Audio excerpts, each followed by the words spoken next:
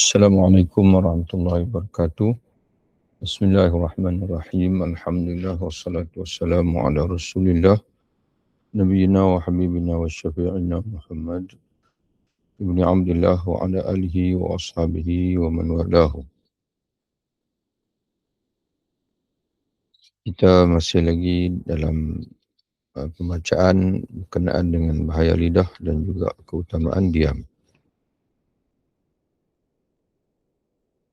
Topik kita ataupun tajuk kita pada ini iaitu beberapa asar. Beberapa asar yang dinukilkan oleh Imam Al-Ghazali rahimahullah wa nafa'allah bi ulumi fi darin amin, yang dinukilkan oleh Imam Al-Ghazali daripada asar, iaitu riwayat-riwayat para sahabat dan juga tabi'in, berkenaan dengan betapa perlunya kita menjaga lidah kita. Kita banyak berdiam dalam hidup kita ini. Tidak banyak bercakap, mengurangkan bercakap. Abu Bakar As-Siddiq radhiyallahu anhu meletakkan batu-batu kerikil di mulutnya untuk mencegah dirinya dari berbicara. Ia menunjuk pada lidahnya sambil berkata, "Inilah yang menjerumuskan aku ke dalam kehancuran." Makna lidah inilah. Kalau dibiarkan akan menjerumuskan daku dalam kebinasaan. Itu ditanya oleh Abu Zar radhiyallahu anhu, kenapa ya Rasulullah kita perlu menjaga lidah kita? Ada apa pada lidah ini? Kerana dia bertanya demikian kerana Nabi SAW setelah dalam hadis sebagaimana boleh kita temui dalam Matan Al-Arba'in An-Nawawiyah, Nabi Abu Zar radhiyallahu anhu bertanya Nabi, akhbirni ya Rasulullah, beritahu kepadaku ya Rasulullah, bi'amalin, dengan amalan, satu amalan, yudkhulunil jannah, yang akan masukkan aku dalam syurga, wa yuba'iduni anin nar, dan menjauhkan aku daripada neraka. Maka Nabi pun menyebutlah amalan, iaitu kamu beriman dengan Allah, mentauhidkan Allah, kau menyembah Allah tanpa mensyirikkan sesuatu dengan Allah, mengerjakan sembahyang, puasa, zakat dan haji. Kemudian Nabi menyebutkan pintu-pintu kebaikan, iaitu sedekah, puasa dan juga bangun malam. Kemudian Nabi menyebutkan pula selepas itu Ra'sul Amri, pokok bagi urusan agama, iaitu kamu masuk Islam, mengucap kalimah syahadah, tiangnya itu salat, dan kemuncaknya itu jihad. Dan yang terakhir Nabi tanya dia, maukah aku beritahu kepada kamu bimilaki dzalika kullih, sesuatu yang menjaga semua amalan-amalan kamu. Kalau kamu tidak menjaga yang akhir ini, maka menjadi semua amalan-amalan kamu tidak ada nilai, tidak ada, mana akan tidak terpelihara, tidak terjaga. Lalu Nabi menjelirkan lidahnya dan Nabi pegang lidahnya. Nabi pegang lidah dia, bukan pegang lidah Muaz, pegang lidah dia. Okay. Dan Nabi kata, kufa alaika haza, jaga yang ini wahai Muaz. Jaga yang ini. Lidah, jaga lidah. Lalu Muaz tanya, ada apa pada lidah ya Rasulullah sehingga perlu dijaga sedemikian, sehingga kamu menyebutkan lidah itu bimilaki dzalika kullih, yang menjaga, yang mengawal semua amalan kamu. Lalu Nabi menyebutkan bahawa hal yakubun nas, bukankah aku pernah beritahu kepada kamu bahwasanya ramai manusia disembamkan muka mereka ke dalam neraka, min hasaidi alsinatihim, karena hasil tuayan lidah mereka, hasil tuayan di lidah mereka. Jadi ramai manusia yang disembamkan ke dalam neraka dengan sebab lidah. Itu. Atau kama qala sallallahu alaihi wasallam. Jadi di sinilah Abu Bakar radhiyallahu anhu menyatakan bahawa inilah yang menjerumuskan aku ke dalam kehancuran. Mana lidah inilah yang menjerumuskan aku ke dalam kebinasaan, kehancuran. Abdullah bin Mas'ud radhiyallahu anhu berkata, "Wallahi alladzi la ilaha illahu ma syai'un ahwaju ila tulis sidrin min lisanin." Demi Allah yang tiada Tuhan kecuali Dia, tidak ada sesuatu yang lebih memerlukan pemenjaraan yang panjang selain dari lidah. Okay. Maknanya yang tidak ada yang lebih perlu untuk kita penjarakan dia dengan penjara yang panjang. Mana banyak kita menahan dia, banyak menahannya melebihi daripada lidah. Tawus berkata, dan Tawus seorang tabi'in, dia berkata, lidahku adalah binatang buas. Jika aku melepaskannya, pasti memakan. Mana merugikan aku, membinasakan aku. Kalau aku lepaskan, tanpa aku kontrol atau aku kawal. Wahab bin Munabbih berkata, tentang kebijaksanaan keluarga Nabi Daud AS. Nabi Daud sendiri, Nabi Sulaiman, yang dikurniakan Allah dengan hikmah. Ya. Jadi kebijaksanaan mereka iaitu adalah kewajipan orang yang berakal untuk mengetahui zamannya. Ya, mengetahui tentang zaman, keperluan zaman. Menjaga lidahnya dan mempersiapkan urusannya. Jadi seolah-olah dia ingin memberitahu kita bahawasanya keistimewaan Nabi Daud, keluarga Nabi Daud termasuk Nabi Sulaiman AS, iaitu mereka ini memahami tentang situasi zaman mereka, keperluan zaman mereka, dan juga mereka menjaga lidah serta sentiasa bersiap siaga dengan urusan dalam bahasa Arabnya diungkapkan dengan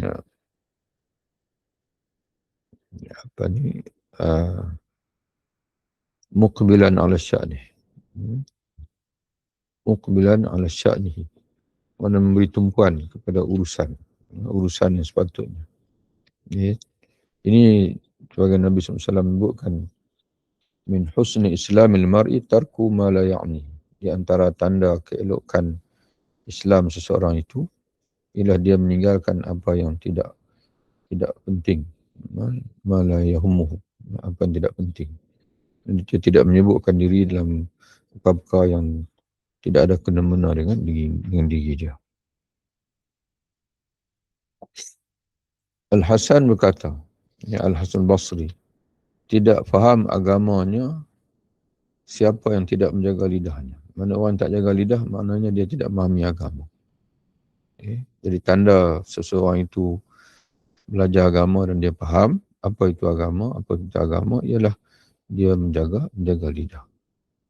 Al-Auza'i berkata, Umar bin Abdul Aziz rahimahullah, semoga Allah melimpahkan rahmat kepadanya, menulis kepada kami, sesungguhnya orang yang banyak mengingati kematian pasti redha mendapatkan sedikit dari dunia. Mana dia dikurniakan Allah dengan sifat qanaah. Mana sifat tidak tamak. Maksudnya sebaliknya dia redha. Apa yang Allah Ta'ala berikan kepada dia, sama ada banyak sedikit, dia tetap redha. Dia tidak keluh kesah. Dan siapa yang menilai ucapannya termasuk perbuatannya, maka pasti akan sedikit ucapannya, kecuali menyangkut hal yang bermanfaat baginya. Jadi kita kena anggap bahasanya ucapan itu juga termasuk dalam amalan, dicatat oleh malaikat. Akan dihisap di hadapan Allah Subhanahu wa Ta'ala. Tapi ramai di kalangan kita ini tidak menganggap bahasanya ucapan itu termasuk daripada amal. Jadi sebab itu kita kena banyak baca Quran, banyak berzikir dan sebagainya. Iaitu amalan-amalan lidah. Ini amal-amal salih yang kita lakukan dengan lidah. Jadi sebab itu orang yang banyak bercakap, dia telah mensia-siakan masa dalam hidupnya untuk melakukan perkara-perkara yang tidak berguna. Jadi kita kena anggap bahasanya ucapan juga adalah sebahagian daripada amalan yang akan dicatat oleh Allah, yang akan diberi pahala jika sekiranya kita bercakap yang baik-baik, kita berzikir, baca Quran, berdakwah dan sebagainya. Sebagian ulama berkata, dia menghimpunkan dua keutamaan, dua fadilat. Orang yang banyak diam, tidak banyak bercakap, dia dan akan dapat dua kelebihan. Yang pertama, keselamatan agama. Ya, keselamatan agama. Sebagaimana kita baca sebelum ini, Sayyidina Umar radhiyallahu anhu menyebutkan, sesiapa yang banyak bercakap, banyak salah. Ya, siapa yang banyak salah, banyak dosa. Dan siapa yang banyak dosa, maka api neraka lebih utama bagi dia. Jadi sebab itu orang diam ini, yang pertama sekali, agama dia selamat. Ya, dia selamat daripada dosa. Ya, selamat daripada dosa, mana bila selamat daripada dosa, maka agama kita itu terjaga. Yang kedua, kefahaman tentang orang yang beragama. Mana orang yang banyak diam ni, mana dialah yang paling memahami bagaimana sebenarnya orang yang beragama, yang pegang teguh dengan agama. Muhammad bin Wasi' berkata kepada Malik bin Dinar, wahai Abu Yahya, mana menasihati Muhammad bin Wasi' menasihati Malik bin Dinar, wahai Abu Yahya, menjaga lidah lebih berat bagi manusia berbanding menjaga dinar dan dirham. Orang ini dia jaga dinar dan dirham, jangan bagi hilang, jangan bagi berkurang. Tapi sebenarnya yang lebih berat, lebih diperlukan, tapi perlu mujahadah, iaitu menjaga lidah.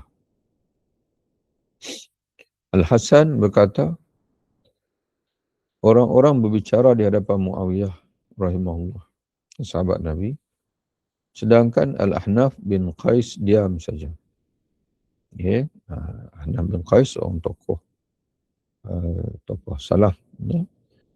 Dia di hadapan Muawiyah, orang lain semua bercakap rabung lah orang kata. Tapi dia diam saja. Lalu Muawiyah radhiyallahu anhu bertanya kepadanya, kenapa kamu, wahai Abu Bahr, kamu tidak bicara? Ini dia panggil kunyah kepada Muhammad bin Ahnaf ni, iaitu Abu Bahr. Ahnaf bin Qais ni, kunyah dia Abu Bahr. Muawiyah kata, orang lain semua bercakap, kamu tak bercakap. Apa sebab? Dia menjawab, aku takut Allah jika aku berdusta. Aku kalau bercakap, semata-mata untuk ambil hati kamu, maka aku sedang berdusta. Aku berdusta, maka aku takut pada Allah. Dan aku takut pada kamu jika aku jujur. Jika aku cakap benar pula nanti, kamu tak suka. Kamu tak boleh terima.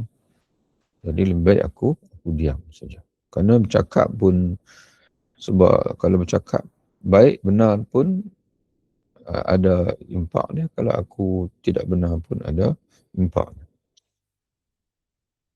Jika anda bertanya apa sebabnya dia memiliki keutamaan demikian besar. Jadi kalau kamu bertanya, apa keutamaan diam itu? Apa keutamaan besar? Kamu sebut tadi daripada asar para sahabat dan juga para tabi'in, pasal salafus salih menggambarkan bahasanya as-sumt, berdiam itu sangat besar manfaat dia. Apa dia? Cuba kamu perincikan. Kenapa para sahabat dan juga salafus salih mereka lebih memilih untuk berdiam berbanding dengan bercakap? Maka ketahuilah bahawa sebabnya adalah kerana banyaknya penyakit lidah. Jadi bila kita bercakap ni, maknanya kita membuka diri kita kepada penyakit yang bakal dibawa oleh lidah kita. Jadi orang yang banyak bercakap ni, dia seolah-olah dia mendedahkan dirinya kepada virus-virus. Virus-virus, bakteria-bakteria yang sedang menunggu untuk menyerang tubuhnya. Seolah begitulah. Orang yang banyak bercakap seolah macam diletakkan dirinya dalam satu daerah yang dikelilingi oleh manusia-manusia yang berpenyakit berjangkit.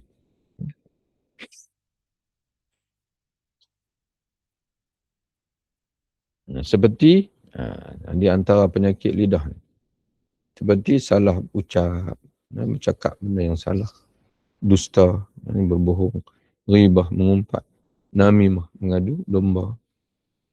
riak, mana mengangkat diri ataupun menampilkan kebaikan untuk diperlihatkan oleh orang lain, nifaq, bermuka-muka, berkata keji, bercakap benda yang tidak baik, debat, suka bertengkar, itu semua penyakit-penyakit lidah.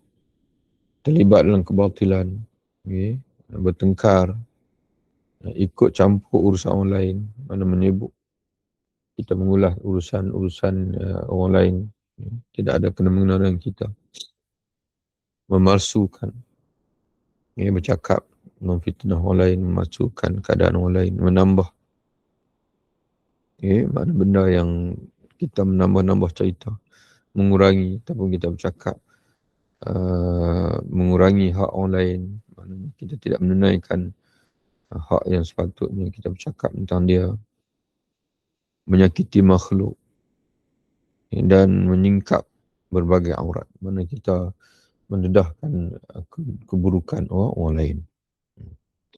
Penyakit yang banyak ini sangat mudah dan ringan meluncur dari lidah, terasa manis dalam hati dan memiliki berbagai dorongan dari tabiat dan juga syaitan. Dia seronok saja kita bercakap tentang orang. Syaitan pula mendorong kita untuk cakap lagi. Sebab tu kita kalau kita bereaksi, bertindak dari segi fizikal, kita akan letih, akan penat. Tapi lidah ni bersembang 2 jam, 3 jam, 4 jam, 5 jam, tak akan pernah rasa penat. Bahkan dia sana, dia berasa sonok lagi, berasa orang utara kata syok lagi. Lagi bercakap, lagi sonok, lagi syok.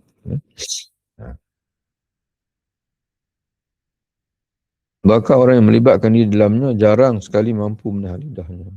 Jadi, bila kita dah mula bercakap banyak, memang kita tak mampu untuk berhenti, untuk menahan lidahnya. Keterlibatan dalam berbagai penyakit lidah ini sangat berbahaya, sedangkan diam adalah jalan keselamatan. Oleh sebab itu, keutamaan diam sangatlah besar. Di samping bahawa dalam diam itu terkandung kewibawaan. Dia terjemah kewibawaan. Dalam teks Arabnya dia panggil terkandung jam'u alham. Mana dengan diam tu kita dapat memfokuskan hasrat kita, cita-cita kita. Waktu diam tu lah, kita dapat berfikir kita nak buat apa, macam mana kita nak capai cita-cita kita, apa strategi yang kita boleh buat untuk melaksanakan cita-cita kita. Itu waktu diam. Dan konsentrasi di samping dalam diam itu kita dapat menghimpunkan cita-cita, dapat memfokuskan kepada tujuan hidup kita. Konsentrasi untuk berzikir, mana kita dapat menumpu pada zikrullah, berfikir, zikir dan ibadah. Di dalam diam juga terkandung keselamatan dari berbagai tanggungjawab perkataan di dunia dan hisab di akhirat.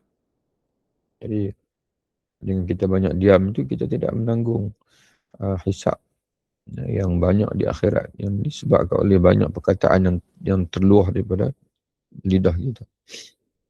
Kerana setiap perkataan itu akan dihisab oleh Allah sebagaimana firman Allah, wa ma yalfizu min qawlin illa ladaihi raqibun atid. Tiada satu ucapan pun yang diucapkan oleh seorang manusia itu melainkan ada di dekatnya malaikat yang sedang mengawasi, yang bersiap untuk menulis. Hal lain yang menunjukkan keutamaan diam adalah bahawa perkataan terbagi berempat bahagian.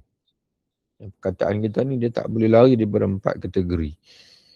Iaitu perkataan yang berbahaya sepenuhnya tidak baik. Pusing sana kemari pun, mana tetap benda itu tidak akan menjadi baik. Itu satu yang pertama. Perkataan yang sepenuhnya adalah jahat ataupun adalah berbahaya. Yang kedua, perkataan yang bermanfaat sepenuhnya. Baca Quran, zikrullah. Yang ketiga, perkataan yang mengandungi manfaat dan bahaya, bercampur. Yang manfaat dan juga bahaya itu bercampur. Yang keempat, perkataan yang tidak berbahaya dan tidak manfaat. Tidak bahaya pada masa sama, tidak memberi manfaat. Jadi kata dia, adapun perkataan yang berbahaya sepenuhnya, maka kita harus diam, tidak mengucapkan. Wajib kita diam. Sebab dia berbahaya sepenuhnya. Jahat sepenuhnya. Demikian pula perkataan yang mengandungi bahaya dan manfaat. Bercampur bahaya dan manfaat pun kena berhenti juga. Ya, sebab ada bahaya. Ya, ada pun perkataan tidak mengandungi bahaya dan tidak pula bermanfaat. Tidak ada bahaya tapi tidak memberi manfaat apa-apa. Contohnya, duduk saja kita menyanyi dengan nyanyian yang harus. Sebagai contohnya, tidak ada bahaya dan tidak ada manfaat. Maka ia adalah fudul, iaitu hal yang berlebihan dari yang diperlukan. Menyibukkan diri dengannya berarti mensia-siakan waktu dan merupakan kerugian. Jadi bila kita bercakap benda yang tidak bahaya dan tapi tidak juga memberi manfaat, mana kita buang masa. Dengan demikian tinggal bahagian yang akhir, iaitu yang bermanfaat sepenuhnya. Itu saja yang menguntungkan kita.